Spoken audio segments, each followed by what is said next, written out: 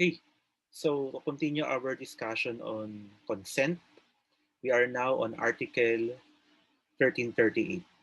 So Article 1338 defines what fraud is. Prior to this article, no, meron na tayong mga napag-usapan about, just to recall, meron tayong mga napag-usapan about vitiation of consent. Di ba? Um, meron tayong ginamit na mnemonic. Sabi natin, VIMFO. Ito yung mga bagay na nakakapag-vitiate ng consent. You have violence, intimidation, mistake, fraud, and undue influence. Kung tama ang aking recall, tapos na yung violence, intimidation, mistake, and then undue influence. Last na itong fraud. Okay. Yung fraud na tinutukoy dito, no, this is not the first time that we will hear about fraud. No, na simula pa lang, sa obligations pa lang, na-introduce na tayo sa concept ng fraud.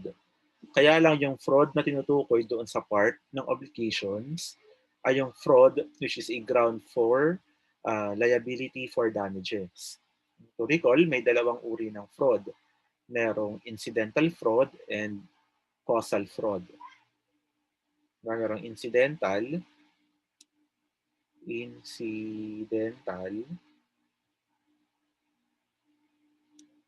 incidental fraud, ito yung naunang fraud na pinag-aralan natin. Fraud which is committed in the performance of an obligation. So ito, yung panloloko, yung panlalamang, ay nangyari after nilang pumasok doon sa kontrata or doon sa agreement, after na magkaroon ng obligation. Itong tinutukoy dito sa Article 1338 ay tinatawag na causal fraud. Ito, yung fraud na ine-employ prior to or simultaneous sa entering into the contract. At in fact, yung causal fraud, ang ginamit ng isang party, ng guilty party, to induce, para mapilit niya, para convince niya yung kabilang partido na pumasok doon sa kontrata.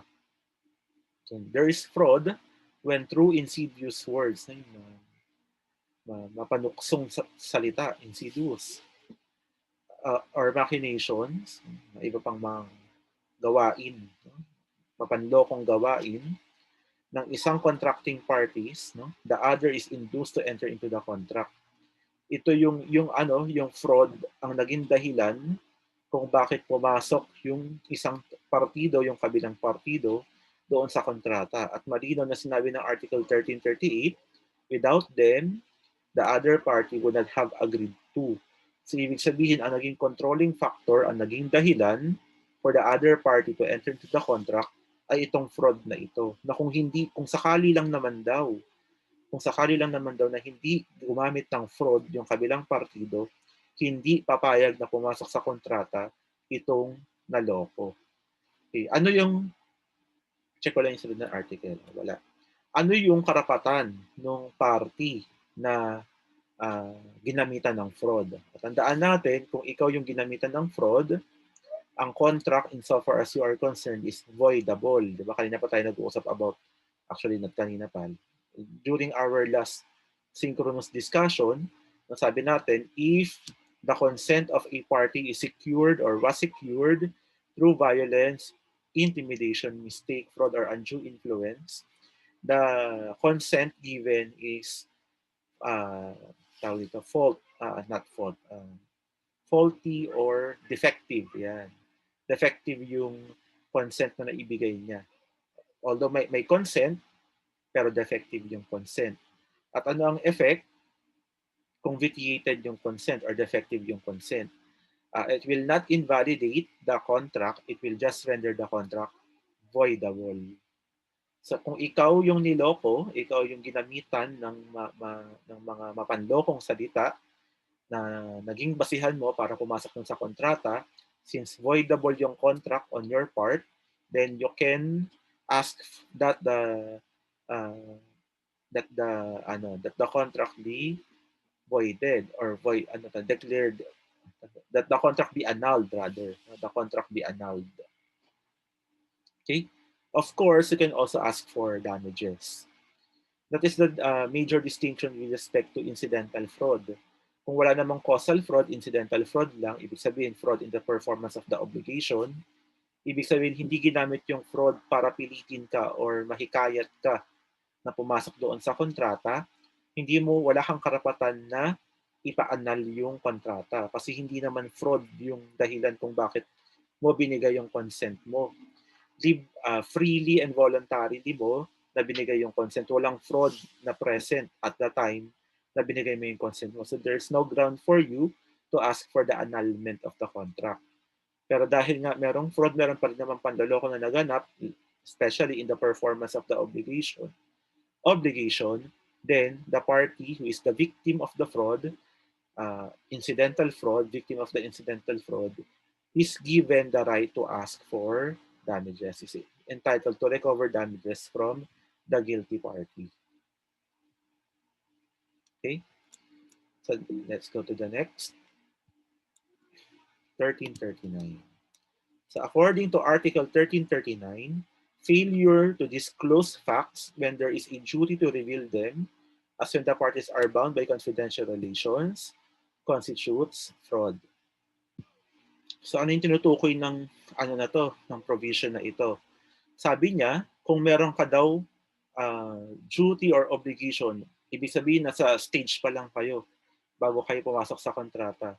During that stage, meron kang obligation na mag-disclose ng mga bagay-bagay, ng mga information dun sa other party. Hindi naman daw ito importante sa lahat ng pagkakataon. Pero may mga uri ng kontrata na required ito. For example, ay insurance contract, life insurance contract. They are entering into a life insurance contract. Syempre, during the negotiation stage, during the preparatory stage, na bago kayo pumasok sa kontrata, magkakaroon dyan ng interview.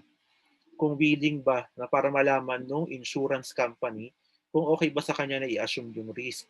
No? Syempre, may mga tanong siya sa'yo, yung kung ikaw ba ay may mga bagay na kaya niyang malaman agad. Like your age. Kasi yung age ng insured ay merong nakakatulong dun sa insurance company to determine kung i-assume niya ba yung risk o hindi. At kung sakaling mag-decide siya na i-assume yung risk, yung isa yan sa mga factors na kino-consider niya kung magkano yung premium na sisingilin niya. Yung age, syempre, kaya naman yung malaman ng kabilang ng insurance company yan. Pero may mga ilang bagay, like for example, yung health condition. So, syempre, kailangan mo i-disclose sa insurance company kung ano na ba yung mga operations na nagkaroon ka in the past, kung meron bang history in your family ng mga sakit which is considered as hereditary. Sabi nila, although I'm not a medical doctor, so don't take my word for it, sabi nila, yung high blood pressure daw, or yung pagiging diabetic, yan, yung mga pagkakaroon ng cancer, yan daw ay hereditary. No? Namamana daw natin yan from our parents. So again, I'm not a medical doctor. I have not studied yung mga bagay na yun. Pero ganon. May tinatanong yan eh. Tinatanong yan during your interview with your insurance agent. Tinatanong niya, meron ka bang parents or is there someone in your family na suffering from high blood or meron bang na heart attack sa inyo or meron bang diabetic in your family, etc. etc. Kasi they consider it as hereditary and they consider those factors in their determination kung i-insure ka ba nila at kung sakaling i-insure ka nga nila, magkano yung premium na sisingilin nila sa'yo. Okay, so importante yun syempre. And you have the duty to reveal them to the point that if you fail to disclose these facts, yung failure mo na i-disclose na ikaw pala ay naninigarilyo, ganyan, ikaw pala ay manginginom, syempre, hindi mo pwedeng sabihin na, hindi ko naman alam. Maaaring yung sakit makalusot ka pa eh. No? Hindi ko naman alam na ganito pala yung history, medical history. Hindi ko naman alam na diabetic pala ako kasi I never got tested ng blood sugar. I never monitored my blood sugar. You can do away with that. You can tawag dito, makalusot ka pa dyan. Kaya mo pang ilusot yun. Pero may mga bagay na hindi, like tinatanong ka, ka ba? Smoker ka ba?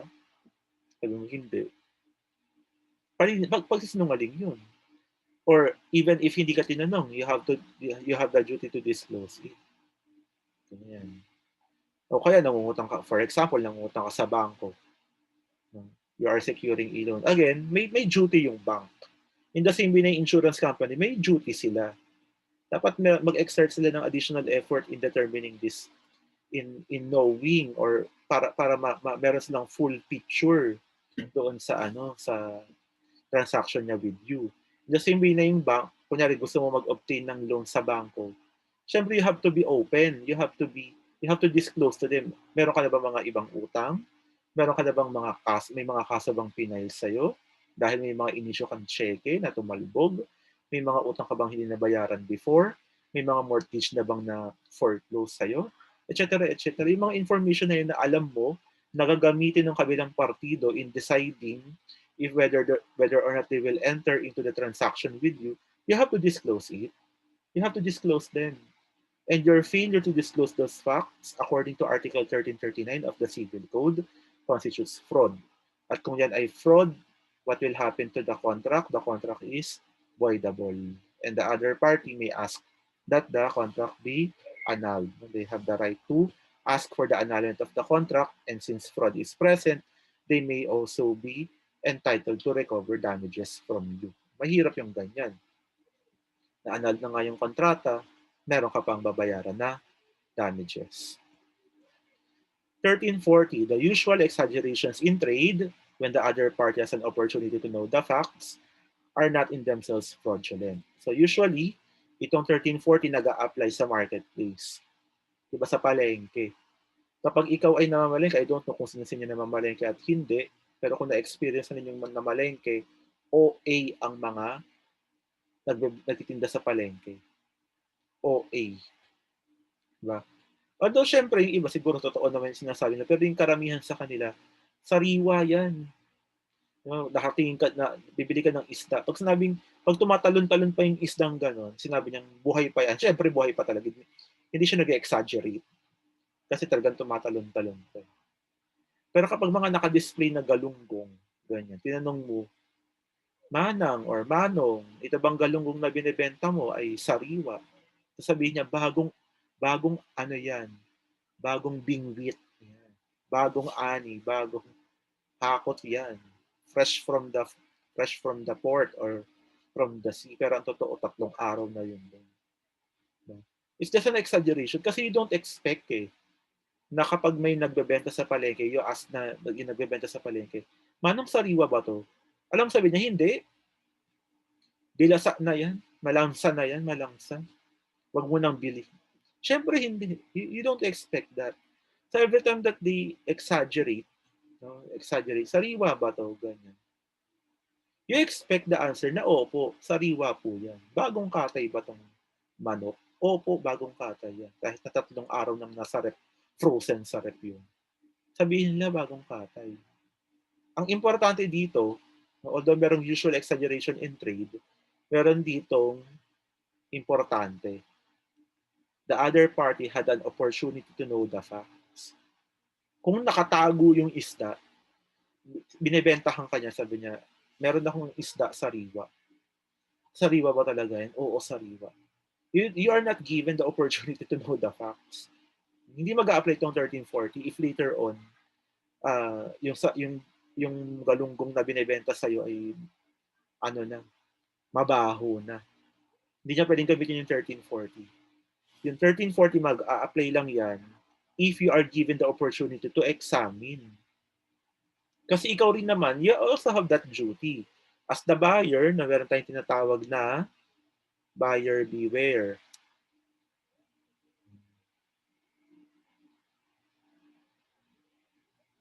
Or in Latin, ang tawag dyan ay caveat. Caveat emptor. Ay, wala. Yan. Caveat emptor. Yan. Yung mga buyers, kailangan din naman nila maging maingat every time that they are entering into a sale transaction. Huwag kang papayag na sabihin sa'yo, meron akong binibentang sariwang isda. hindi mo naman nakikita. Paano mo nalalaman na sariwa talaga yung isda? Pero yung mga kamatis, paano mo nalaman na hindi pa labog yung kamatis or hindi siya tawag dito, hilaw pa? Dapat nakikita mo, you should be given the opportunity to know the facts. At kung nakikita mo naman na mapulang-mapula na yung mata nung ano, parang nag-addict yung galunggong, nakatitig sa yung gano'n, ta's maniniwala ka pa rin na sariwa yun, kasalanan mo na yun. 'Di ba binigyan ka ng pagkakataon na examinin, hawakan mo, pisil-pisilin mo, totoo bang sariwa, abuyin mo. Kung gusto mo, examinin mo yung, anong tawag dito, yung hasang niya, kung mapula pa ba. Hindi puwede na inuwi mo sa inyo yung mga isda, nakita mo biglang nangamoy habang piniprito mo, saka ka magrereklamo, sabihin mo, "Teka lang, yung binenta mo sabi mo sa'kin sariwa." Sasabihin lang sa'yo ng tindera, "Pinakita ko sa'yo yan." Sabihin sa'yo ng tindera, Article 1340 provides that usual exaggerations in trade, when the other party had an opportunity to know the facts, are not in themselves fraudulent. Alam ko yan, sabihin ng tindera sa'yo. Pag-aralan ko yan sa oblikon. Yan. Again, you have to be given the opportunity to know the facts or to examine. Without that opportunity, 1340, Article 1340 will not apply. 1341, a mere expression of an opinion does not signify fraud unless made by an expert and the other party has relied on the former special knowledge. Kapag may nagtatanong, kunyari, may nakasabay ka sa supermarket, may nakita kang ano doon, prutas, tinanong mo yung katabi mo, sinabi niya, sariwa ba to? Sa tingin, sariwa ba tong gantong klaseng? Sabi niya, sa tingin ko sariwa yan. Eh, hindi naman siya agriculturist, hindi naman siya kung anong nag-aral ng botany, biology para magsabi or kahit nutrition man lang or food science, ganyan, food technology, para mag-express siya ng opinion kung sariwa ba o hindi ang isang bagay. Diba? Normal lang siya. Why would you rely on the expression of an opinion of a person who is not an expert? Reliable lang ang opinion kung expert siya. For example, bumibili ka ng alahas, tinanong mo yung isa, hindi naman siya nag-aral hindi naman siya marunong mag-examine kung totoo ba o peke ang mga alahas. Pero nagtanong ka pa rin sa kanya. Sa tingin mo totoo to? Kinagat-kagat ng gano'n yung kinagat-kagat niya. Tinaas-taas niya ngayon. Binabad niya sa suka. Totoo yan, sabi. Pag-uwi mo sa inyo, nangati-ngati ka ngayon, nalaman niyo. Hindi pala siya totoo. Huwag mong sisihin niyo sa pinagtanungan niyo.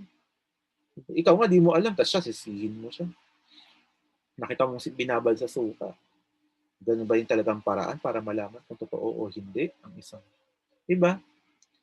Pag hindi expert ang isang tao in a certain field of knowledge, ano siya, alahera ba siya, veterinary ba, doktor ba siya, pharmacist ba siya, etc. etc. Yun, magre-rely ka, pwede ka mag-rely doon. Kunyari, ano po bang gamot ang effective para sa sakit sa ngipin? O, tingnan mo yung pharmacist. Ganito yan, ganyan. O kaya, sa dentista, nagtanong ka. O, ganito yan dapat. O, sa doktor ka nagtanong. Expert yun. So, kung medyo sablay yung ano nila, yung kanilang opinion, then pwede. May cause of action ka against them. Di ba kasi expert ka, nagtiwala ako sa'yo, tapos mali-mali pala yung sasabihin. Sana nagpunta na lang ako sa albularyo. Di ba? Ganyan yun. Ganyan yung 1341. Ang meron lang reliable information or opinion ay mga expert. So kung magre-rely ka sa opinion ng hindi expert, hindi fraud yun. Ba't siya magiging fraudulent? Dapat alam mo na hindi niya alam yung sinasabi niya. Bilang hindi naman siya expert on that field. Okay? That's for 1341. 1342, misrepresentation by a third person does not vitiate consent unless such misrepresentation has created a substantial mistake and the same is mutual. I-relate natin to sa violence and intimidation. Kapag, di ba, merong dalawang party. So, si party 1 si party 2. Ang sabi natin, pagdating sa violence and intimidation, pwede kahit na third person ang mag-employ ng violence and intimidation, tao na hindi party doon sa contract between X and Y, siya yung nag-employ, for example, ng violence and intimidation, which was the reason why X entered into the contract, voidable pa rin yung kontrata. Kahit na third person pa yung nag-employ ng violence or intimidation. Pero pagdating sa misrepresentation, kapag hindi party to the contract ang nag-employ ng misrepresentation, sabi ng 1342, Article 1342, it will not vitiate consent. It will not vitiate consent. So pag third person ang nag-provide misrepresentation, it will not vitiate consent. If violence or intimidation galing sa third person, vitiated pa rin ang consent.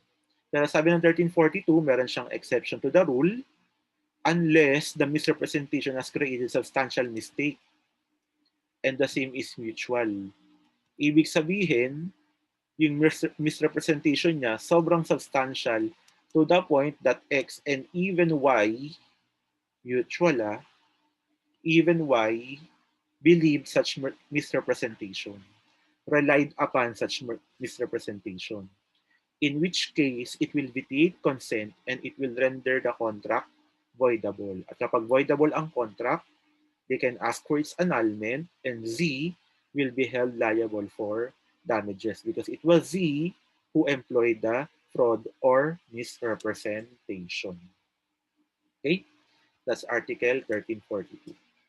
1343. Misrepresentation made in good faith is not fraudulent but may constitute error. Okay. Kapag nagkaroon ng misrepresentation pero yun kasi yung paniniwala niya, it was made in good faith. So going back to my example kanina, tinanong siya dun sa may insurance. Kayo po ba ay sa history po ng inyong pamilya ay meron po bang nagsuffer or namatay from stroke? Hindi naman siya doktor. Kung doktor siya, siguro aware siya doon. Ang paniniwala niya, although alam niya na merong high blood siguro sa pamilya nila, wala siyang alam na namatay sa stroke. So, in-inform niya, no, wala. So, pero it turns out na meron naman pala. That is a misrepresentation, but it was made in good faith. Kasi hindi naman niya alam. Although, syempre, again, pwede i-contest ng iba, dapat alam mo yan. Sa hindi niya alam. That's good faith, actually. Yun yung essence ng good faith. No? There are certain items, may certain things na hindi mo alam, certain factors na hindi mo alam. Sometimes innocence is good, no? Pagdating sa batas. Yung mga bagay na hindi mo alam, yun pa yung magsasalba sa'yo. Kasi good faith eh. Malay ko, di ko naman talaga alam. Although, syempre, minsan merong mga situation na it would require na dapat nagtanong ka pa sana. Ganun. Pero, ayun, syempre, it depends pa rin on the situation. Pero, yun yung point, no? Kapag na-prove mo naman in court kung sakaling kasuhan ka talaga, sa hindi ko naman talaga alam, magagawa ko. Yun yung alam ko, so yun yung sinabi ko sa kanya. Wala naman ako intention makapanloko. Tinanong niya ako, naging honest naman ako. Saka siguro pumapasok yung mga konsepto ng honest mistake. Nagkamali ako, siguro, aminado ako, sige, nagkamali ako. But I did not intend it to be like that. Hindi ko naman talaga ginusto na ito yung maging resulta. You can prove your good faith. And if you will be able to prove your good faith, that misrepresentation will not be considered fraudulent, but it may be considered as an error.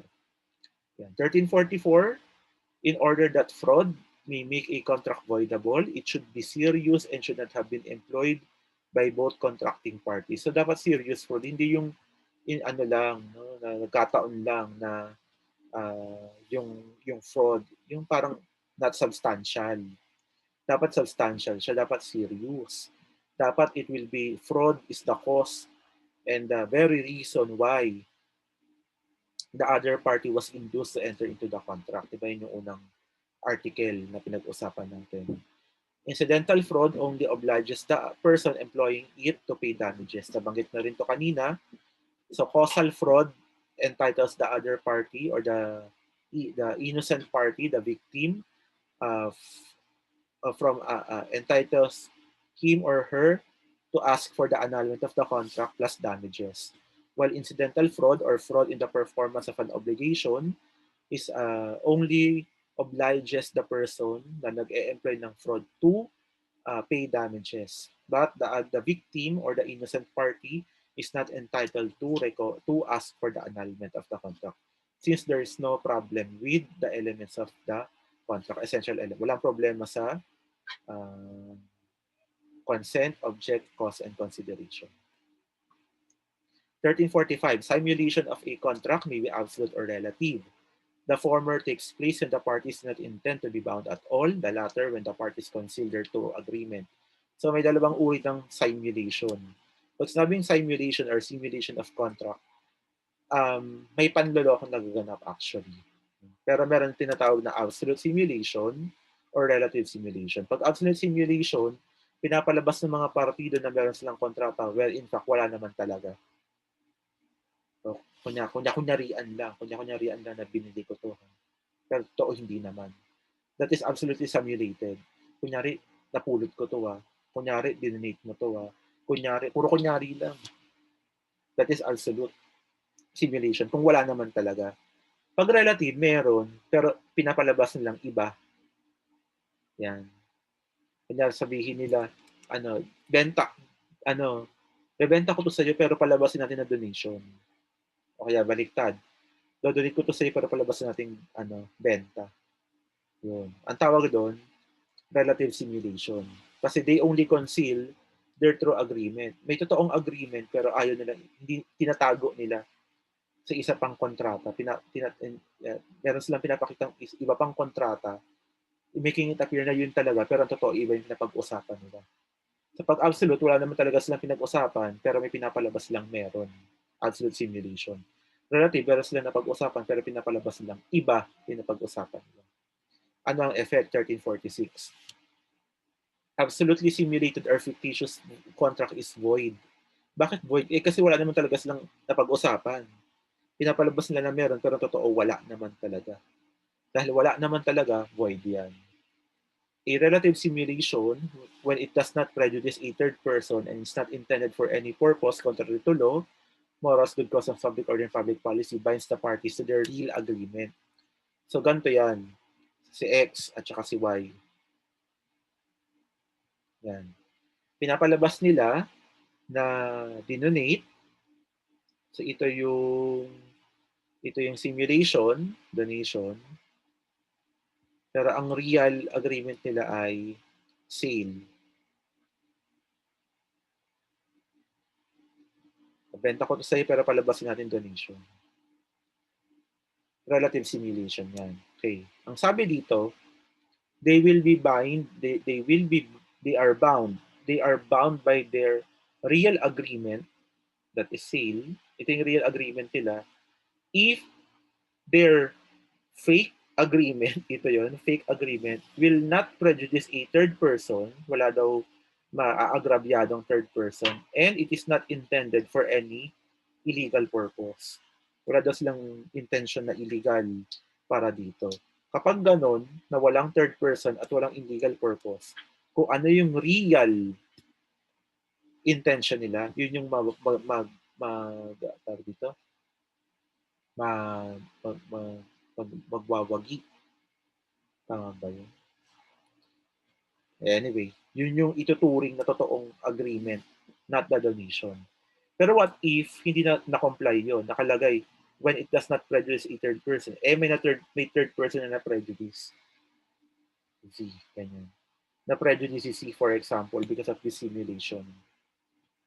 Kapag ganyan, hindi na mag-a-apply yung provision.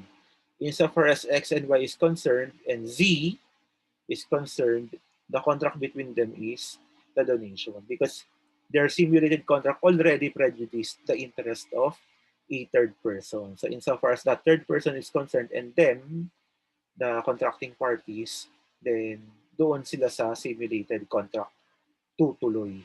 Kasi merong nag-rely na eh. Meron ng tao na nag-rely na ito yung kontrata pero hindi naman pala. And because of the reliance on the simulated contract, relatively simulated contract, mape-prejudice siya. Okay? That's it for absolute and relative simulation. 1347 speaks about, nagsimula na siya. So tapos na yung usapang first element. Yung first element natin ay consent. We will now go to the second element of essential requisite or essential element of a contract, which is object or subject matter. Object or subject matter. 1347, all things, lahat daw ng bagay, which is not outside the commerce of men. Ibig sabihin, it should be within the commerce of men, including future things, even if those not yet in existence, futuristic pa sila, may be the object of a contract. So, ibig sabihin, hindi mo pwedeng gawing subject ng iyong kontrata ang buwan. Yung buwan or yung araw or yung planet Mars or Jupiter, because these things are outside the commerce of men. O kaya naman, hindi ka pwedeng magbenta ng baby or hindi ka pwedeng magbenta ng baby because that's illegal. And that is outside the commerce of men. Or ng kidney mo sa black market, hindi mo pwedeng ibenta yung kidney mo. That's illegal. No? That is outside the commerce of men. Future things may be the subject of a contract. For example, meron kang mga tanim, meron kang farm, mango farm. Simula pa lang ng season, syempre yung mango farm mo, walang kalaman-laman yun, walang kabunga-bunga. Here comes an interested buyer. Sabi niya, nakita ko yung mga puno mo, mga tanim mong mangga. And I know that, again, I'm not sure about this information, I'm not an agriculturist, but for the sake of example, sabi for example ng buyer, interested buyer, I know that after a period of 8 months, I don't know about that, the reality of that. Pero yun yung example ko. After a period of 8 months, tutubo na yung mga yan. Magkakaroon na ng ani.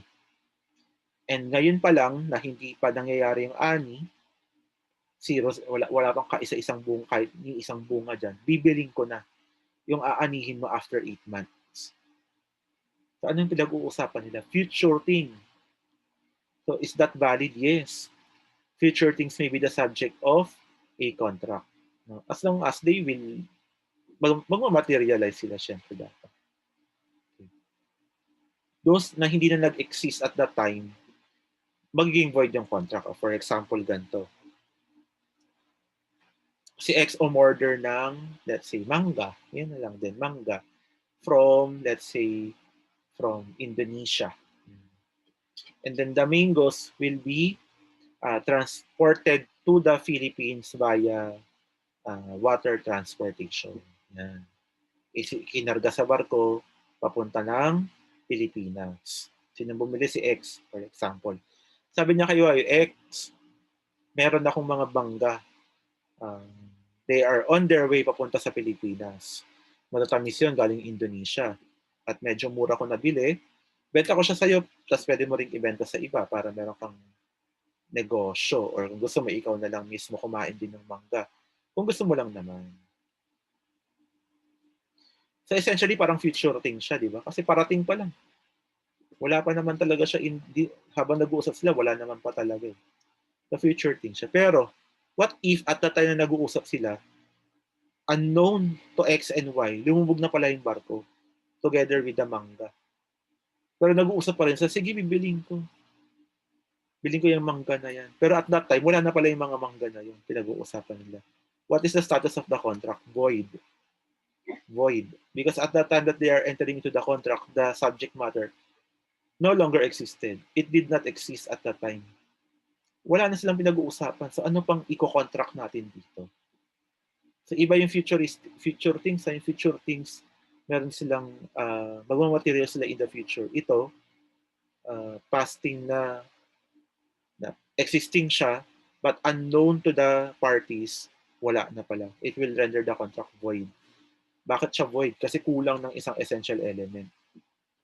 The essential elements are those elements which are required to be present para magkaroon ng contract. That is consent, object, and consideration. Kung at that time that they're entering into the contract, wala na pala yung object, hindi kahit anong mangyari, hindi magiging present yung second element.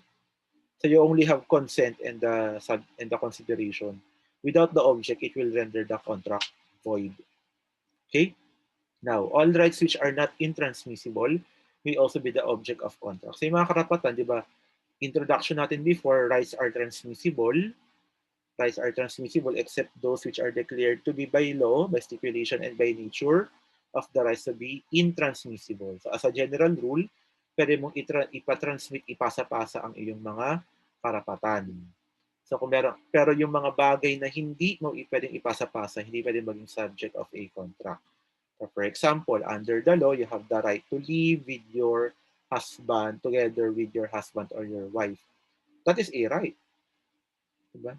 Karapatan mo yun kung ikaw yung asawa, karapatan mong manirahan kasama yung kanya, yung iyong asawa. Hindi mo pwedeng ipasa yun. Hindi mo pwedeng sabihin mo sa kumpare mo, pare, ikaw naman muna sumama sa asawa. That's intransmissible. It cannot be the subject of a contract. Also, public office. Yung public office, that cannot be the subject of a contract. Oh, next. Ako yung mayor nito. Next week, ikaw naman. Ikaw muna. Assign ko muna sa'yo. Hindi pwede. Political rights yan. Ano yan? Public office yan. It's not the subject of a contract. No contract may be entered upon may be entered into upon future inheritance. Sabi niya future inheritance, di ba future things ito? Hindi. Kailan considered as future ang inheritance? Kapag buhay pa yung mga magpapamana. So for example, si H, si M, si mother, si F, si father. Buhay pa sila parehas. Ito ngayon, si child. Si child binenta niya kay X yung lupa na mamanahin niya supposedly from M and F. Sabi ni si kay X, ito na, binibenta ko na sa yung lupa. Kanino ba yan? Nakapangalan yung lupa. Ito kay M tsaka kay F. Sino ba to? Ba't ikaw nagbebenta? Hindi naman ikaw si M tsaka si F. Si C kay. Sabi ni C. Sige na, bilihin mo na. Okay lang yan. Kasi ako lang naman only child ako eh. Kahit anong mangyari dito, ako lang naman yung magmamana niyan. Bilihin mo na. That is future inheritance. And if they will enter into that agreement of that contract, then that is void. No? Void ang contract involving future inheritance. Kailan hindi nagiging future ang inheritance? Kapag namatay na. Kunyari, namatay si F, namatay si M. Siyempre, minananan ni siyan. What if hindi pa nadidistribute? Wala pang actual distribution, hindi pa binibigay. Hindi pa alam kung magkano talaga yung share ni C. Kung magkano yung maiiwan after paying the obligations of M and F, after paying the tax. They don't know yet. So wala pa silang dinideliver kay C. But can C already sell his or her inheritance? The answer is yes. Yes, sir, hindi pa niya natatanggap. Future pa yun. No, it is no longer future. Once na namatay na yung tagapagmana, hindi na siya considered as future. So kahit pa wala pang partition na nagaganap, kung ano yung specific na asset or property na mamanahin nila, then okay na yon. You can already sell that because it is no longer considered as future inheritance. Ano ang hihintayin mo? Ano yung event? Yung pagkamatay. Once na namatay na yung ancestor, the inheritance is no longer considered future inheritance kasi nag-vest na yung right niya to receive those properties. All services which are not contrary to law, morals, good customs, public order, and public policy may be the object of a contract. Siyempre, obvious naman ito. Self-explanatory.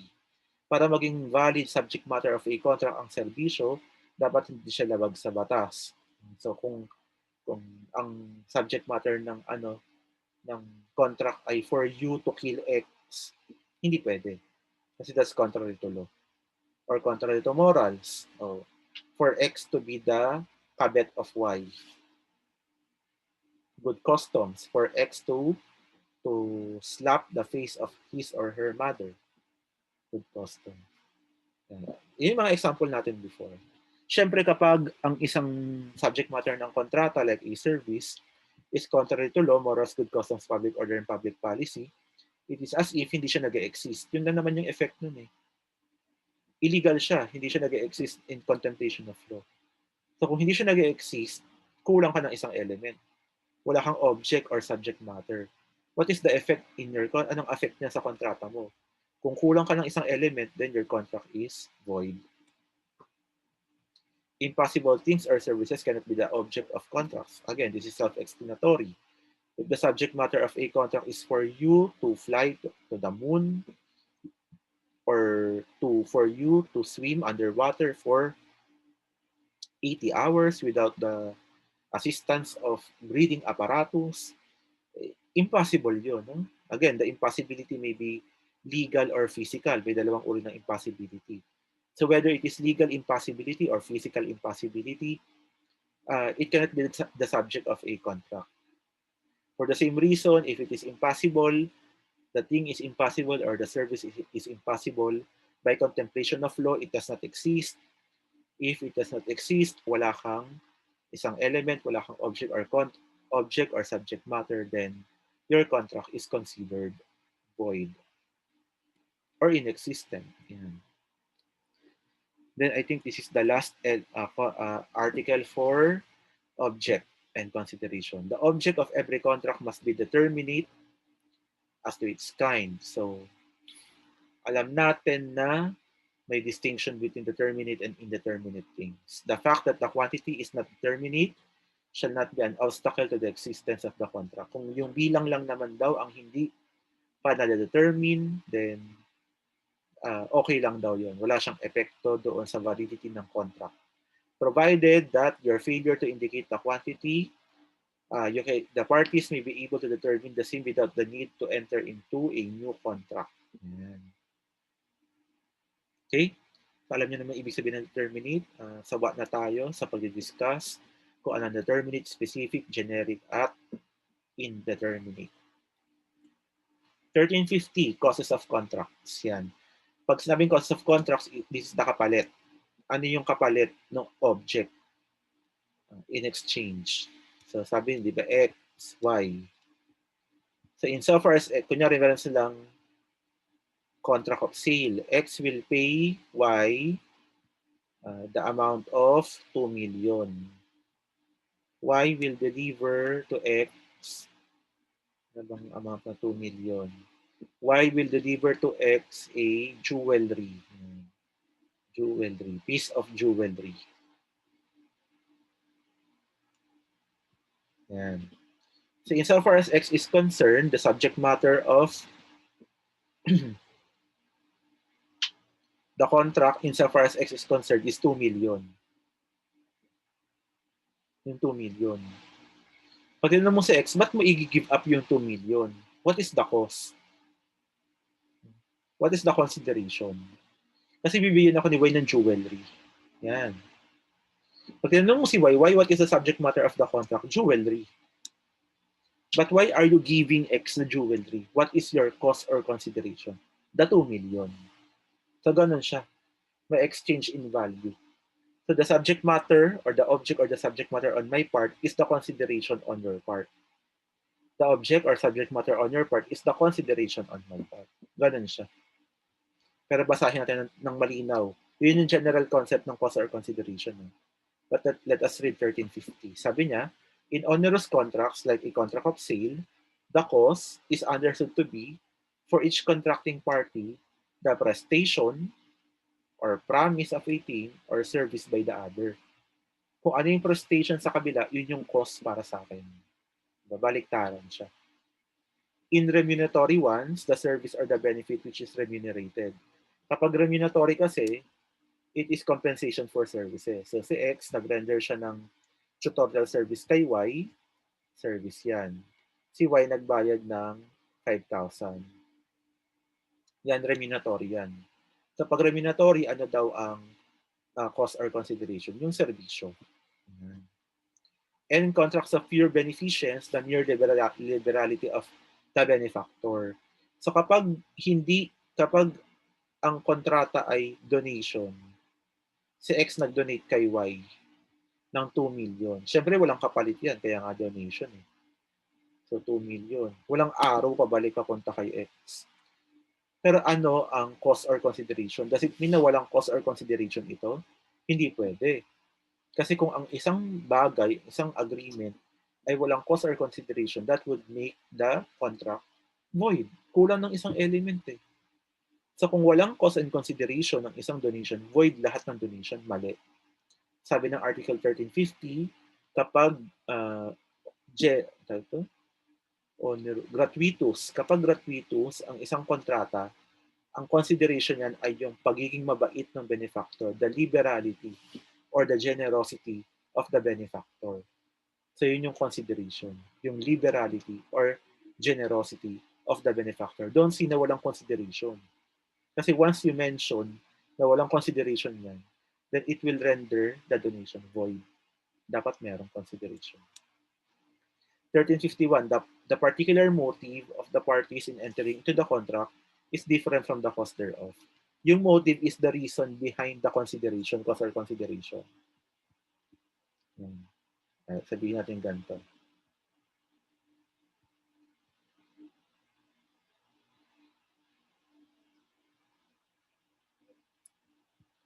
So si X ay bumibili ng rat poison kay Y.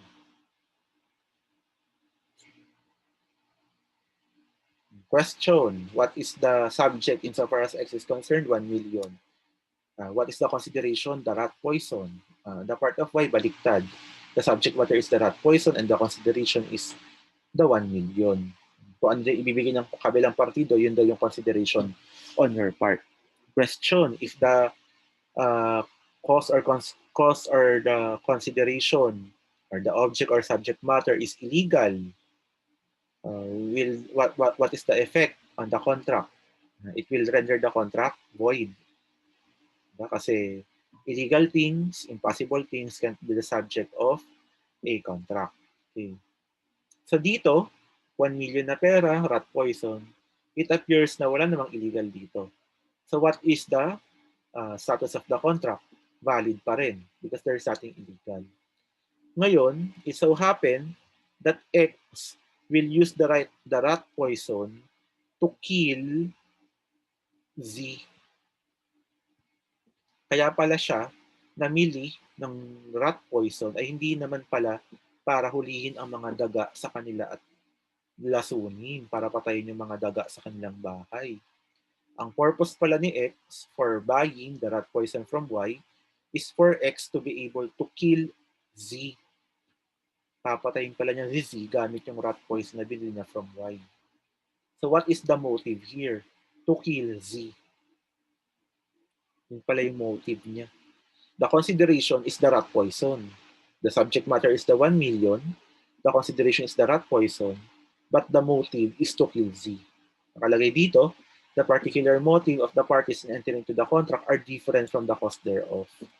Ibig sabihin, hindi daw naapektuhan ng legality or illegality ng motive yung validity ng contract.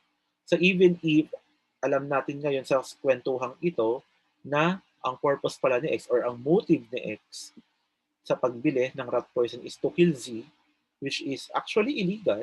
No? To kill Z is illegal.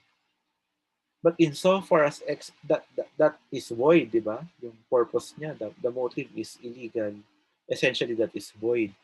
But the status of the motive being void does not have any effect on the contract. Kasi yung contract naman, kompleto. Merong consent, merong object, at merong consideration, all of which are valid. And if everything is valid, even if the motive is illegal or invalid, it will not have an effect upon the perfection or validity of the contract.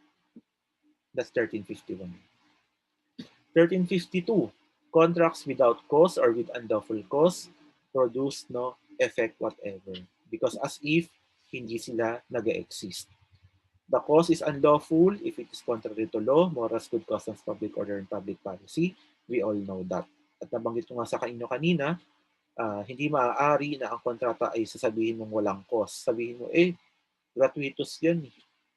Donation yan, walang cause yan. Huwag mong sabihin yun. Kasi pag insist mo yun, anong sabi niya? It will produce no effect whatever kasi magiging void siya.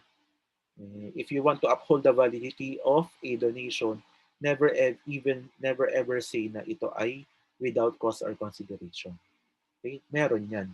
The benevolence, the tawag dito, benevolence or the tawag dito, generosity of the benefactor. Yun yung consideration mo.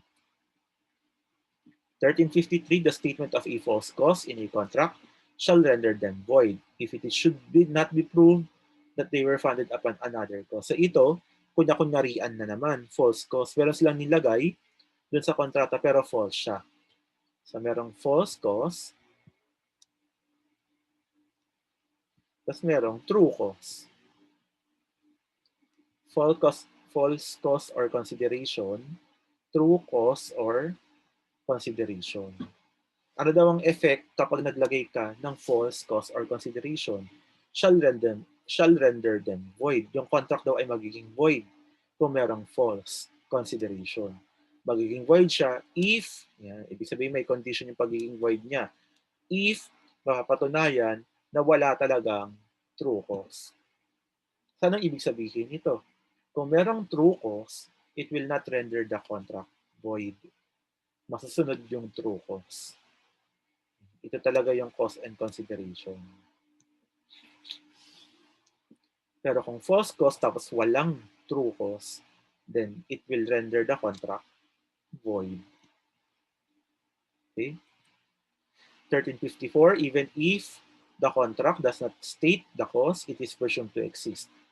And it is lawful. So hindi naman kailangang ilagay, sabi, kapag meron kayong kontrata, it is not required that the consideration be indicated. Because 1354 presumes, no, already tells us that even if you will not be able to prove or intentionally you did not indicate yung consideration ninyo doon sa inyong kontrata, okay lang yun. We have to presume that there is, number one, that there is a cause or consideration, and then number two, that cause or consideration is lawful. These are presumptions which will benefit naman both parties.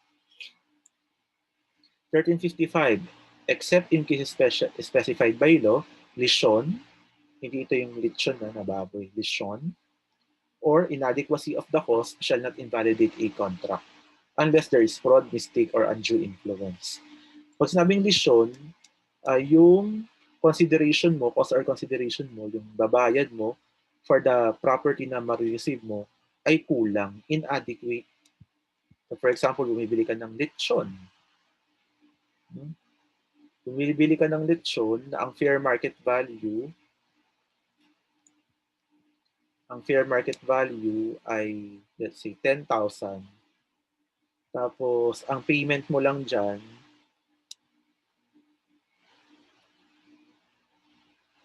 ay 2,000. That is considered as lisyon. Ito lechon. Pero yung yung binabayad niya na 2,000 ay lisyon. Bakit lisyon? Kasi inadequate siya. Kulang. Not to cover for the fair market value. Anong sabi? It will not invalidate the contract. Bakit? Hindi ba invalid yan kasi kulang yung binayad niya? Hindi. In fact, a person can donate. Pwede kong i-donate yung mga properties ko eh. Pwede kong ipamigay yan ng wala akong hinihinging kapalit eh. Ba't mo akong pagbabawalan na ibenta ng mas mababang halaga? Diba? So it will not invalidate the contract. If you can donate your contract, your property pala, not your contract. If you are even allowed by law to donate your property, then you will also be allowed by law to sell your property at a low price. So property mo yan, sa bahala kung ano gustong gawin dyan. And the lisyon or inadequacy in the cause or consideration will not invalidate the contract. Unless the reason kung bakit may lisyon is because vitiated naman pala yung consent. Kaya naman pala siya pumayag na 2K lang kasi may fraud involved, may mistake involved, or may undue influence involved. Obviously, the presence of these factors will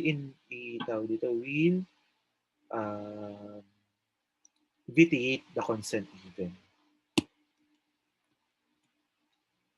1356 is forms of contract. I will have to stop in the meantime yung presentation. No? Kasi it will be too large and it will be very, very difficult for me to download them and upload them. So, stop muna tayo dito. I will have to see you on the next video, set of videos. Thank you.